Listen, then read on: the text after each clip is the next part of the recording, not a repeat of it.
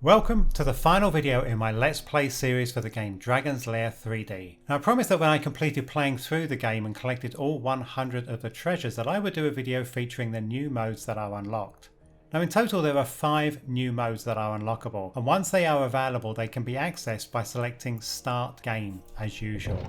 But this time you're presented with a new menu with all of the available new game modes listed.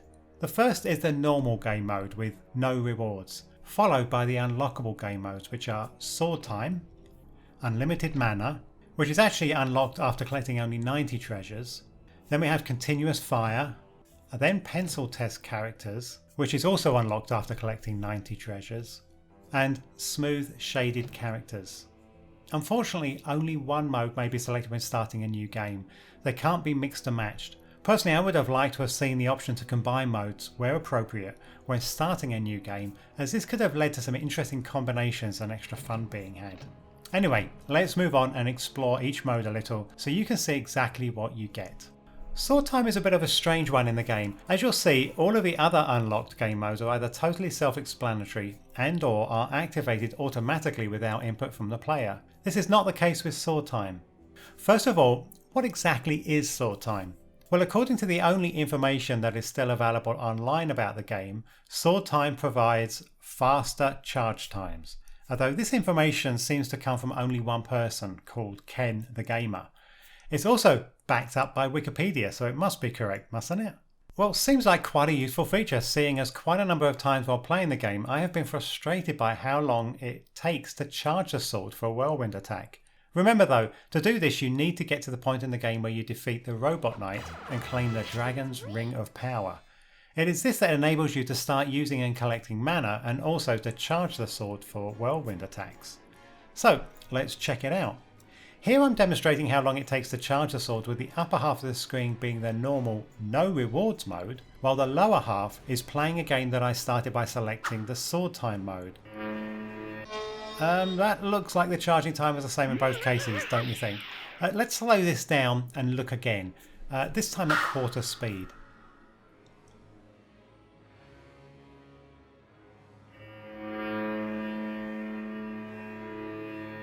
Good grief, the charging time is exactly the same. So what the heck is going on here? Well, thanks to Dave Hallock, who not only operates the long-running Dragon's Lair project website, check out the link in the video description below, but he was also a beta tester for Dragon's Lair 3D and has been providing me with great insights into the game's development and testing throughout my Let's Play series.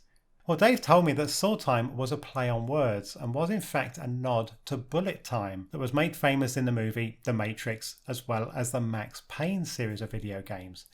Now in Max Payne, Bullet Time allows Max to slow down time, and when Bullet Time is activated, gameplay slows but Max can still aim weapons in real time. So Sword Time is effectively Bullet Time with a sword instead of a gun. Okay, so how does one activate Sword Time in the game? There is no documentation for this, and so I spent some time button mashing in the hope that something would happen. And on the verge of giving up, I suddenly saw Dirk swinging his sword in slow motion. Woohoo! I thought. Sword Time can be activated using the game controls. So I spent the next 5 minutes figuring out exactly what controls are used to make this happen. And it turned out to be fairly simple in that you just need to tap the block and crouch buttons simultaneously. When you do that, you'll hear an audio cue that Sword Time has started. That certainly must have been inspired by what happens when Lee Majors, the $6 Million Man, activated his bionic implants. Now, time is then slowed down, during which you can move the camera in real time, much like Max Payne could aim in real time. Also, while Sword Time is active, you'll hear Dirk's heart beating loudly as a sound cue that Sword Time is active. After around 5 seconds, as Sword Time comes to an end, you get another audio cue that sounds very much like someone tearing a sheet of paper.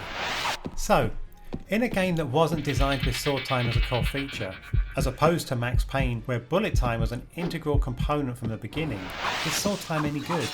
But the answer is yes and no.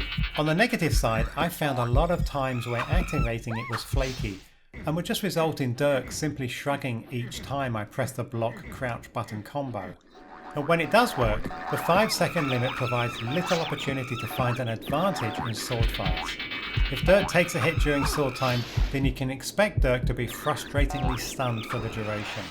Where sword time does provide an advantage is when firing ranged weapons at enemies, which in this game is the crossbow, and also in avoiding arrows fired at Dirk. In particular though, I suspect sword time would be most advantageous in some of the boss battles where timing moves to avoid ranged attacks from the likes of the Smithy and Mordroc are critical to success. That said, sword time really is a novelty item in the game and was, in my opinion, appropriately placed as an unlockable feature instead of part of the standard options. Overall though, I'm disappointed. I would much have rather seen something that provided a benefit with one of the existing game features rather than implementing a new and somewhat dubious one. As such, it's a great shame that sword time didn't indeed provide faster recharge times for whirlwind attacks. Now that would have been a feature worth unlocking. Unlimited mana is self-explanatory, and that this mode gives you, well, unlimited mana. The way that this has been implemented is that any item whose use would have depleted mana now requires no mana to function. So for example, here we can see me charging my sword for a whirlwind attack, and the mana level doesn't change. As mana is only a factor in the game once you've got the Dragon's Ring of Power from the Robot Knight, this mode has no effect for the beginning portion of the game up to that point. Now my view of this mode is extremely muted. There are so many mana orbs available throughout the game that only on rare occasions did I feel that mana might become a limiting factor to success. But then I would have just resorted to drinking one of my mana potion bottles. So I see this mode as really quite uninspiring and really quite useless. Next up we have Continuous Fire Sword, and this is another self-explanatory mode in that this provides you with the same flaming sword that you normally get when you've collected the Dragon's Flame Essence in the standard No Rewards game mode. However, in the normal game this doesn't happen until you've defeated the Master Smithy, which is around 3/4 of the way through the game. Now, the flaming sword is extremely potent in that it deals double damage in both standard and whirlwind sword attacks, making it the deadliest weapon Dirk has access to in the game. Well, that is with the single exception of the magic arrow. Also, in the Continuous Fire Sword game mode, the flaming sword doesn't consume mana, and it's available right from the beginning of the game. Now this means that in this game mode Dirk has an enormous advantage, and it makes the game so much easier. So if you find defeating the enemies in the game annoying or difficult, then play it with a Continuous Fire Sword and you'll find yourself slicing through them like a knife in butter.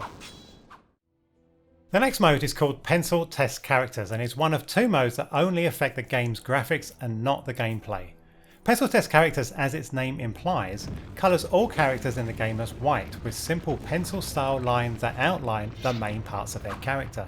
Now there are also some items of background scenes that are affected, including the drawbridge change shown here.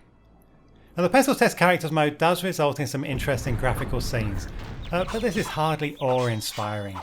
My greatest gripe with this mode is that I would have rather seen the characters as true early game development pencil sketches and not as the finished characters with simple black outlines and white fill. I'll leave you with some additional scenes that I recorded in this mode.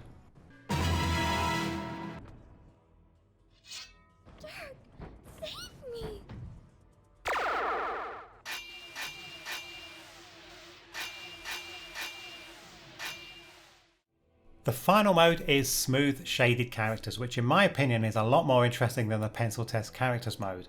Now this mode eliminates the 2D cel shaded animation style of the characters with the 3D shaded art style. Now you may be aware that plastic collectible figures of a bunch of Dragon's Lair 3D characters was produced and branded as Dragon's Lair 3D merchandise, and this game mode makes the characters resemble these collectible figures, which is kind of neat.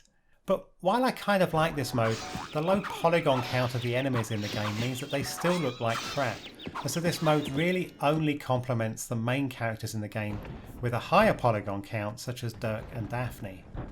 The problem is these main characters are few and far between, and as such this mode just doesn't add enough to the visuals to motivate me to want to play through the whole game again. So in conclusion folks, in my opinion the unlock modes are all somewhat of a letdown. This game really isn't that hard with its infinite lives, and so modes that attempt to make the game easier are really somewhat of a moot point. And while the graphic modes are interesting for 5 minutes, they don't add nearly enough to make me to want to play through the whole game again just so I can see what a smooth shaded Singe the Dragon or Mordroc looks like. All in all, rather a disappointment. Anyway, that's it folks. Remember, if you enjoyed this video, please take a second and give it a thumbs up and subscribe. Thanks for watching. Take care. Bye bye.